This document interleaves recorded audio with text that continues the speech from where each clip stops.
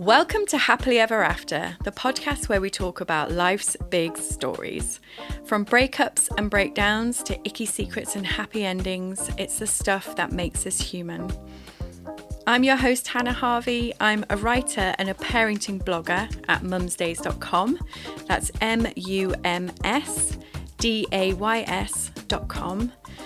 I'd be really grateful if you could subscribe and leave a review because it basically means more people can find the podcast. And I also really love hearing from you, so please do contact me through Instagram at mumsdays with any of your stories really and you know how you relate to the episode or even questions that you may want answering.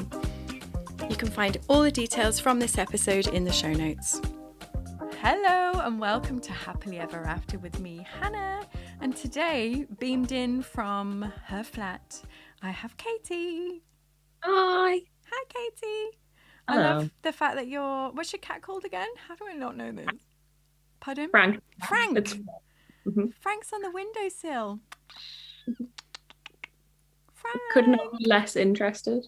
He's kind of given me the evils. Yeah. Oh, I'm very happy to see you in your natural habitat. Yeah, here it is. Here's the plants that you hate me hanging around with. No, I don't hate it. I just want you to do other things in addition to doing that. But anyway, Katie, something really exciting is happening. Today is our anniversary, 1 year birthday-year-old podcast. That's exciting. Wow, Happily ever after is 1 year old. I am excited about it. So do you know what I thought we could talk about? What? Our lessons. Yes, good. What have we learned from a whole year of doing a podcast? Yeah, it's definitely been a roller coaster, hasn't it? Lots of really interesting people and lots of things we've learned from it. Yeah, that would be fun. Okay. So I'll tell you what I've come up with. I've got 10 things and, you know, you may have others that you want to add, but we'll see where it goes. But I think the first thing that I think was very important about any endeavour, whether it's a podcast or not, is you just have to get fucking started. Yeah. Because it feels mega daunting sometimes to do these things and you think that it's going to be a really big deal. And actually, you know, if you're waiting for the planets to align or for your your life to be completely perfect or even just waiting for something to say, then you're going to be waiting a long time. Yeah. And I remember having that feeling about a year ago being like, I really want to have a podcast and like, how do I want to feel in a year's time? So, you know what they say, like, how are you going to feel in a year's time if you haven't started? I know. Versus if you have. So I'm just really I'm really happy that we just went for it, even though I didn't fully know. It wasn't a fully formed idea. Yeah, and like now we're 52 episodes in, and isn't that incredible, you know? Like as if, and that's the other thing, like it's daunting when you think of something, you're going, right, I'm going to do this and I want to be consistent, but have I got 52 ideas? Yeah. No, I don't. Yeah. Absolutely don't. But then suddenly, when you're forced to, ideas come. Yeah. In many ways. It's like, well, I know I want to show up, so we've got to do something. Let's see what comes up. Yeah. And it's very much about like what's happening in our lives as well, isn't it? So the universe loves to teach you lessons and it's fun to share that. Loves to teach us all. Mm. Yeah. So along with the whole theme of like sea dipping and stuff like that, my second thing is you've just got to do the thing and see what you learn along the way. You know, sometimes, in fact, a good 5 or 6 years ago, I decided I was going to blog every day of the year. And I think we should republish that because it's kind of disappeared. It's on my old site.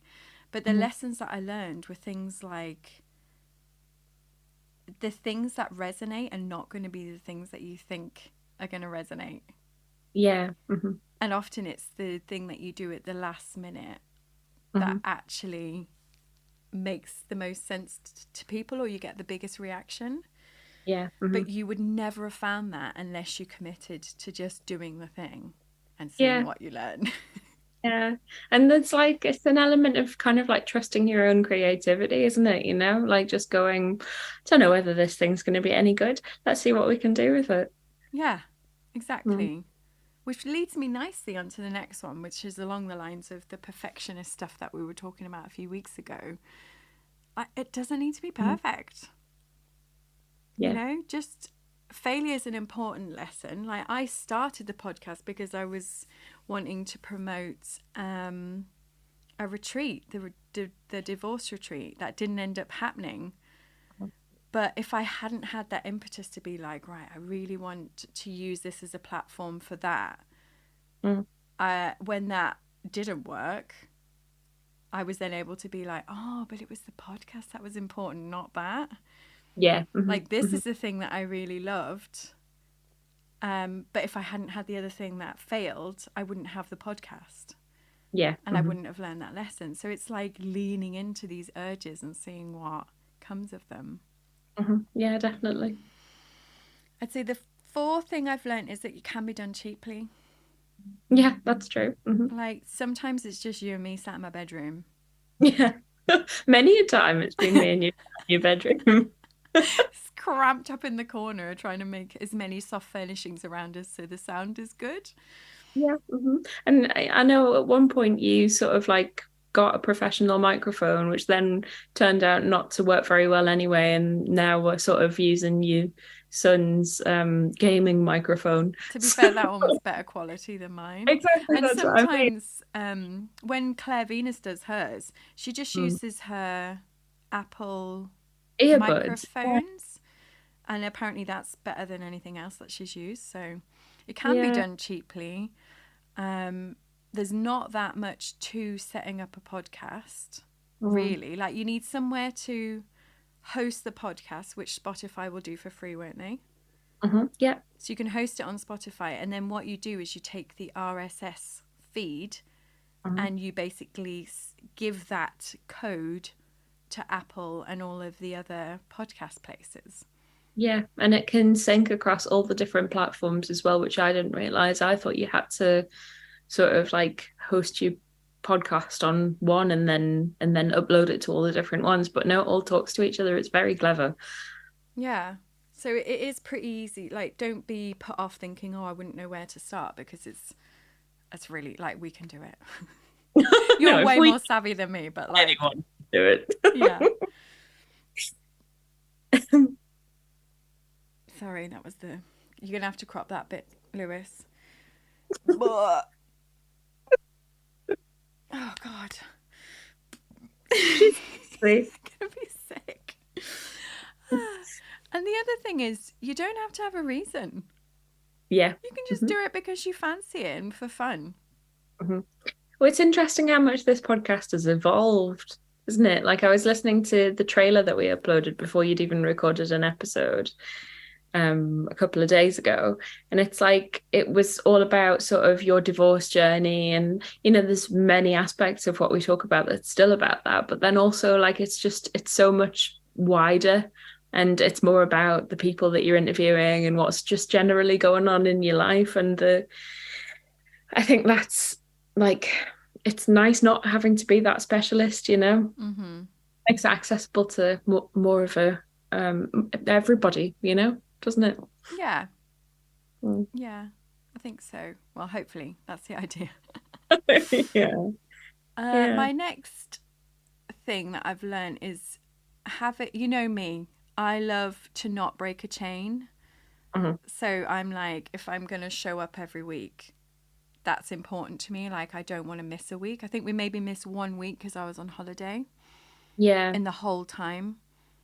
Yeah, we did them all over Christmas and everything. I mean, we did pre-record those ones, but I think we put one out on like Boxing Day or something, you know? Yeah. So it's doing things like, the reason I use a podcast studio more than anything is because it helps me be consistent when I'm not in that space. Yeah. So if we can batch record quite a few, it means that we've got some going out and the pressure's off. Yeah. but yeah, I really wanted to just keep showing up every week and just keep doing it to see what happens. Because obviously, you know, like 10,000 hours and all that kind of, the idea of that, like you need to just practice. Yeah. You know, when I first showed up to do this, I was here with like, I'd spent 3 days, maybe even like a whole week writing out every single word I was going to say. I recorded 8 episodes in that one day with Lewis. And it was really scary and really daunting. And now today I show up and I'm probably going to do maybe 4 or 5, maybe even 6 episodes, but it's with very bare notes. Yeah. I mean, you can Yeah. probably tell. Yeah, well, no, I don't know, because I used to think when you had more of a sort of script, not a script, you've never had a script, but when you had very precise notes to go off, that it flowed better. But actually, I think as our both of our confidences have gathered as we've been doing this, you know, when we just say what we think, it's like when it's the best, you know. It doesn't Yeah, need and to be allow it all to, planned. yeah, allow it to flow a little bit and see what just shows up and what comes up. Yeah. Yeah, I think that's nice. So yeah, the whole consistency thing though, that's what I was trying to get out. It's just a commitment. Like I'm going to do this every week, and as a result, it means that you do then just do it every week. Yeah. And you just see what comes up. And some days we turn up and go, hello. And other days I've got proper plans. Yeah. And sometimes when I listen back to the ones where we go, oh, we need to do a podcast for this week, and it's like, well, what have we been up to? Those ones where we're just like, oh, well, this has been going on in my life. Some of those are my favorite ones. Like we say some in like, you know, not to blow our own trumpets or anything, but we say some interesting things in those ones, you know? We are very smart. Or Yeah, at we least are we're so just smart. showing up and talking about, because that leads me on to the nice thing, the next one, which was number 6, is it's okay to come as you are sometimes and just with what you've got and have a chat and see what resonates and what sticks. Like it's okay to have a mix of really planned things alongside interviews, alongside me and you just having a chat about what's happening with our lives. Yeah. My 7th one is to take advice from people, just as well-intended thoughts, and try not to get too involved in what everybody else is doing. Does that make sense? Yes. Yeah, it does. Yeah, my lovely brother, when I first started out, came to me with lots of advice about who I should be following and what I should be doing.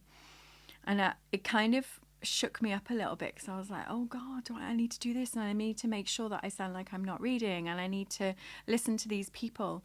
But yeah, it kind of knocked me off course a little bit. And yeah, when I'm in the midst of all this stuff, I don't really listen to many other podcasts because I don't want to, like, I'm happy just being the amateur at the moment and just messing about and seeing what's interesting and fun. Yeah, well, there's a bunch of times that I've done research and we've tried to mimic like other formats and things like that. And not mimic them, but take inspiration from like the way that other people do their podcasts and things. And it is like at the end of the day, it's normally just two people talking to each other. You know, like there's not too much that you can like get wrong or change about this. Like the only thing that I think makes it any better is authenticity. And so as long as we're providing that, then it's okay, isn't it? You know, we don't need to worry about what anybody else thinks. Yeah. Yeah, exactly. Number 8 I've put is it's good to start small. Yes.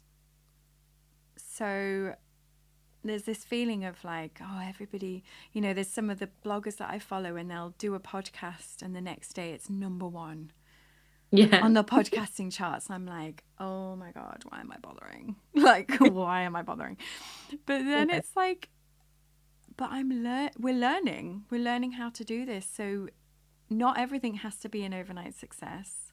Exactly. Being willing to show up, I think, is more important. And to learn as you're going along what's important and what's less important and all that kind of stuff. And like I say, sorry, go on. I was just going to say, look at how much the podcast has grown in a year when we've just taken it like one step at a time. Mm-hmm. Um, like we've got like thousands of downloads now, lots of regular listeners. Like you're getting messages about how people enjoyed listening to the podcast, and that's what it's actually all about, really. And we've just secured our first sponsor, so that's exciting as well. Like it's really because we have taken it one step at a time. I think it's given it a chance to grow, hasn't it? Yeah. Yeah, I really like that. And so, Mm. yeah, I love how this is like perfectly it's like my trail of thought. I always say Katie's the other half of my brain, but you're literally like setting up my next point every time. Very good, yes. We So haven't my next practiced. point was that not everything has to have a purpose. That Yeah, you can literally just show up and do one because you want to chat. yeah. Um, and the whole idea of this is from one of Austin Kleon's books. I can't remember which. It's either Steal Like an Artist or Show Up, Show Your Work. And it's this idea of staying an amateur for as long as possible. Because as soon as you turn your hobby into a business or something that has to perform, it changes the nature of it. And that happened to me big style with blogging. So Yeah. when I first started, I was just doing my own thing. I wasn't really following what anybody else was doing. And it was growing really quickly. But and I think it was in like quite an authentic and unique way. And then as soon as I started going to conferences and speaking to other bloggers, that's when I started being like, fuck, I need to like do things differently and really pay attention to what they're doing. Yeah. Whereas Yeah. I don't think you necessarily always need to do that. No, I agree. And I think there is something in that, as soon as it stops being like as soon as it becomes work and stops like it loses its magic a little bit, doesn't it, when you turn something into your job? Yeah, Mm. exactly. So that I think the ambition going forward, more or less, is to keep doing what we're doing. And which is point number 10, is to be open to opportunities. Yes. So if people want to sponsor the podcast, we're not going to change what we're doing. I'm not going to stop swearing. I'm not going to stop talking about dating. Yeah. We're not going to stop talking about our lives. Mm. So being open to those opportunities if people want to be involved, but also I think we need to keep in mind what we do have to offer, Yes. because when people come on this podcast, they get business. Yeah, that's true. And Yeah. being a bit like, we've done a pretty good job. Yeah. Yeah. Definitely. Josie came on, and as a result, people bought, tickets to her retreats that cost thousands of pounds. And, Yeah. Katie came on, who's a style consultant back at Christmas, and Mhm. she's got clients from being on the podcast. Yeah. So you don't have to have a massive audience. I think as long as we keep being authentic, like it's a good deal for people to actually come on it and to chat to Absolutely. us because Well, it works for everybody, doesn't it? Because the reason that those people come on the podcast is because we think it's going to be genuinely interesting to talk to them, yeah. um, and hear what they have to say. And it is like it work. Like I think that they're interesting. I enjoy them. I enjoy the podcasts. But then if business happens as a consequence of it, that's amazing as well, isn't it? Yeah, it's like a little win-win. Yeah. So it's like being open to the idea of business without making it like, oh, we must now turn this to business. It's a very Yeah. tricky balance. It is a tricky balance, But and we're still. overall, yeah, we're just working around it. But yeah, I think my main point of that was you don't have to have the thousands and thousands of downloads. You just need an engaged audience who like what you're saying. And that is what we have. So I think we've done a good job. I'm really enjoying it. Very much. Thank you for all your help. You and Lewis, who's through there. And Yeah. we're missing you in the studio today. Oh, I know. Sorry, I can't be there today. I know. But speaking of sponsors, Katie, as you know, we have got a sponsor at the moment who is the lovely Claire Venus, who I've fallen in love with since she came on about 8 weeks ago. Yeah. And her friend Laura have started a podcast called Company of Two. Mhm. And they got in touch and were like, oh, our podcast is brand new. Please can we sponsor yours so you can tell your readers about it? And I've had a lovely listen to it. And it's all about,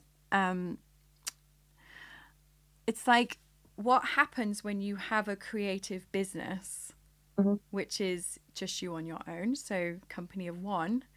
And then you have a child, hence the name of their podcast. I guess. It's Company of Two. I'm sure everybody else got that a lot quicker than I did. I'm not sure I actually said the name of the podcast. So it's companyof2.substack.com. And they have recorded like the first season, if you will. So there's like a few on there, and they're creating like an online community within Substack so people can go and get involved. But obviously it's perfect for our audience because everybody here is like creative, or, you know, you might not be working for yourself, but you're still working, or you've got other side hustles going on and trying to manage like balance and motherhood. And they're just so bloody honest, which is really nice. Like, Yeah. it's sometimes it is a pile of shit trying to manage it all and be the woman and, you know, earning money and having ambitions and just trying to manage all these different crazy balls. So yeah, they're just doing a lovely job over there, and they're looking for people to get involved, people to do kind of guest blogging. So yeah, it's just a lush little community to get involved in for anybody who's maybe feeling a bit alone in the whole world of work and motherhood. Yeah. So if you can get in touch with them on Substack if you wanted to, or alternatively, do let us know if that resonates with you, and we can put you in touch with them. Yeah, exactly. We'll link to all of that in the show notes. So yeah, Merry happy birthday. Yes, Merry happy birthday to you too. Yay. No, seriously, Katie, though, thank you for all your help with it, because it has been, it would not have, don't think I would have carried on without you, honestly. Like, sometimes you do need a partner in crime, and the fact that you've been involved since the start just means, I don't know. Yeah. That's absolutely my pleasure. I've enjoyed every moment of it. Big love. Yes, nice. See you later, Katie. Happy house hunting. You're off house hunting now, aren't you?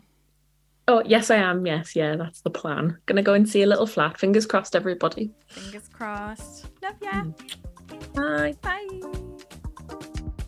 All right, then. Thank you so much for listening, and I'll see you again next time for another episode of Happily Ever After with me, Hannah. It would be amazing if you could leave a review and subscribe. And of course, if you've got a friend who might enjoy this episode, please do pass it on. For anything else, you can get in touch with me through Instagram at mumsdays, or by my website, mumsdays.com. And did you know that I've got a newsletter? So it's the best way to stay in touch and to make sure you don't miss any podcasts or any freebies or competitions that we're running. And again, you can sign up to that through the website.